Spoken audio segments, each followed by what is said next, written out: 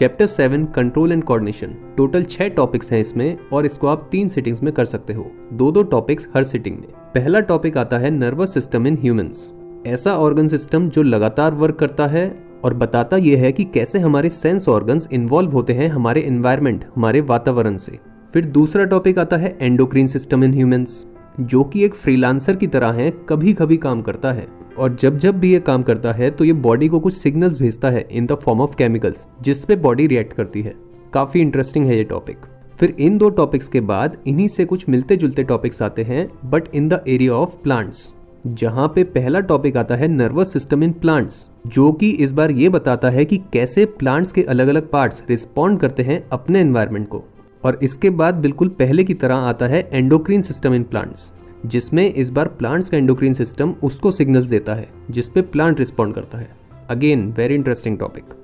अब आखिरी के जो 2 टॉपिक्स आते हैं वो हमारे पहले topic nervous system in humans topic पे ही फर्दर डिटेल बताते हैं, क्योंकि वो एक ऐसा सिस्टम है जो बहुत ही रेगुलरली फंक्शन करता है हमारी बॉडी के लिए, तो उसके बारे में और जानकारी दी जाती है यहाँ पे।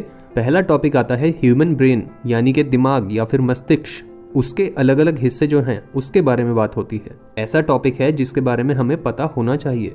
और फिर आखिरी टॉपिक आता है न्यूरॉन, एक ऐसा सेल है जिसकी मदद से नर्वस सिस्टम इन ह्यूमंस का पूरा स्ट्रक्चर ही क्रिएट होता है। जैसे एक घर ईंटों से बनता है, वैसे ही नर्वस सिस्टम इस न्यूरॉन सेल से बनता है। इन 6 टॉपिक्स को करने के साथ कंप्लीट होगा आपका चैप्टर। तो एक एक करके सारे टॉपिक्स कंप्लीट करिए, बढ़िया से पढ़ाई करिए।